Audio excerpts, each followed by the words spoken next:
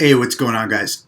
First of all, I apologize for the camera angle. I am not using my normal new camera right now. I'm using my computer camera, and that's because I have to go to a birthday party later on, and my battery died, and I don't have time to charge it up. But what I wanted to talk to you about today was a situation that my girlfriend actually experienced. She's a nurse at a hospital, and she works with one of the cardiologists at the hospital, and that cardiologist, um, he ended up having heart disease. Now, this guy's a really nice guy, so this is why she was upset. And the other reason why she was upset is because the guy's actually a marathon runner. Right? He's a marathon runner. He runs a lot. He runs, 5 miles a day, and then on the weekends he does a really long 15-miler, or one of those really long runs where it's like a death march on the weekends. And he said he watched his diet, but he watched his diet in the conventional way.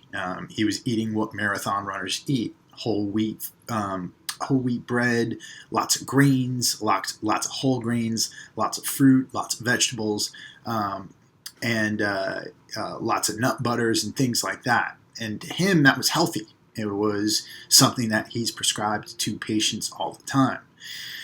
And the other thing that made her upset is that not only does he have heart disease, he just found out he has colon cancer. Now, I feel really bad for this guy. He was one of my girlfriend's mentors, and he's very sick. But we have to start to think about this for a bit. There's so many people out there who are still under the impression that a high carbohydrate diet full of whole grains is good for you.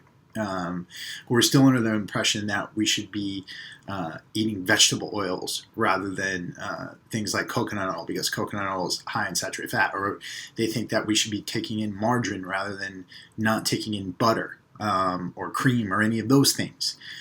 And the whole thing is actually pretty preposterous.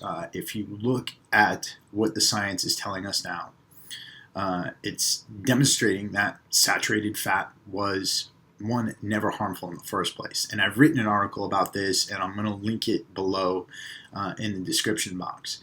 But I want to give you a few more examples of this. And of course, these are anecdotal explanations. These are anecdotal examples that I'm giving you. So they can't be relied upon as evidence.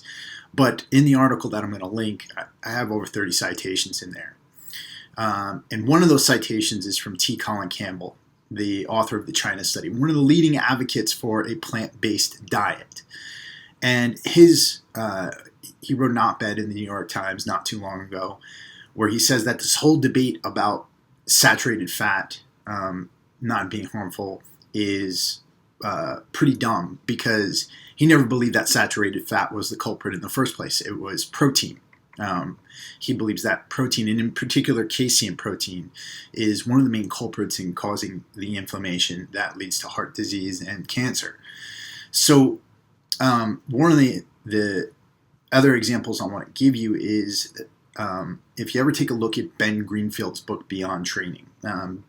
Ben is somebody that I look up to. I consider him a mentor. I was in his Superhuman Coach program. And he wrote this book, Beyond Training, to help endurance athletes in particular to train the proper way so that they wouldn't suffer a lot of the health consequences that endurance athletes face. One thing that was happening during the 1990s was that endurance athletes were dropping like flies, suffering from things like torn aortic valves and a whole host of other heart issues. And the reason that they found that they had such bad hearts was because they were following these diets that were full of omega-6 fatty acids, right? And what I mean by omega-6 fatty acids, these are fatty acids that come from plants. We're talking about canola oil, something that heart doctors had recommended. We're talking about nuts and nut butters and seed oils and things like that. All these things that cardiologists had recommended for a long time because they wanted people to avoid saturated fats. They were also loading up on things like whole grains and whole wheat bread and whole wheat pastas and things like that. And not only did we see a lot of heart disease, we saw a lot of injuries, a lot of joint injuries. So I highly suggest you check out that book, along with the article that I wrote. And I want to explain the whole fatty acid thing to you really quickly, just in regards to what are good fats and what are not good fats. And I'd mentioned this before, but when we think about omega-6, omega-6 is something that raises your levels of total body chronic inflammation, right? And years ago, people thought that the reason that saturated fat caused heart disease was because it got into your arteries and started clogging it up. No, one of the things they're finding right now is that saturated fat actually reduces your amount of lipoprotein small a. And lipoprotein small a is strongly correlated to heart disease, very strongly correlated to heart disease. And saturated fat actually reduces that.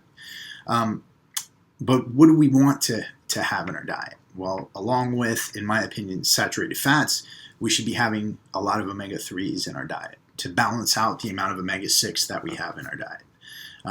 Because the fact of the matter is, nowadays, because of that poor science that existed years and years ago, where we thought that saturated fat was bad, most of the food we eat actually has a lot of omega-6 in it. Even the meats that we eat, unless you're eating grass-fed beef and pastured eggs and things like that, you're getting a lot of omega-6 in your diet, and especially if you're eating a lot of packaged food.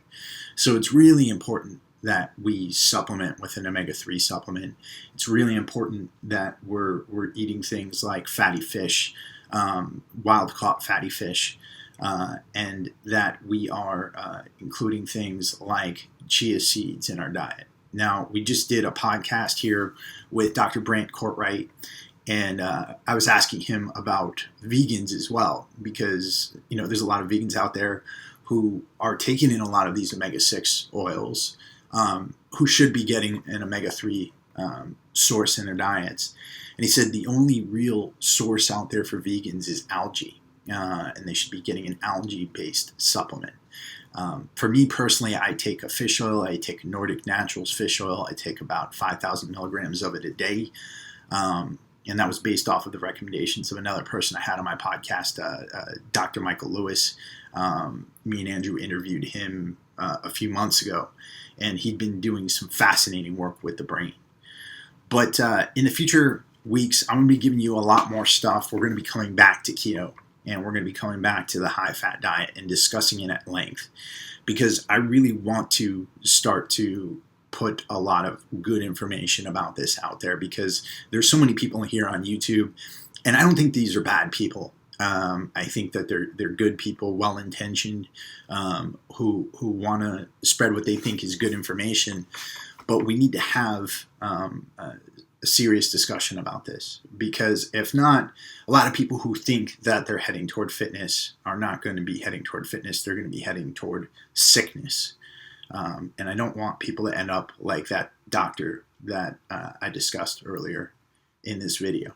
So with that, I will talk to you all soon, and I'm going to link that article to about saturated fat below. It's included with all the scientific peer-reviewed journal articles, and you guys can start to form your own opinions on this. Don't take what I say as God's gospel or anything like that. Don't take anything that anybody else says here on YouTube as God's gospel. Do your own research. Look at the peer-reviewed journals and see what types of conclusions you can come to. All right? Talk to you guys all later. Peace.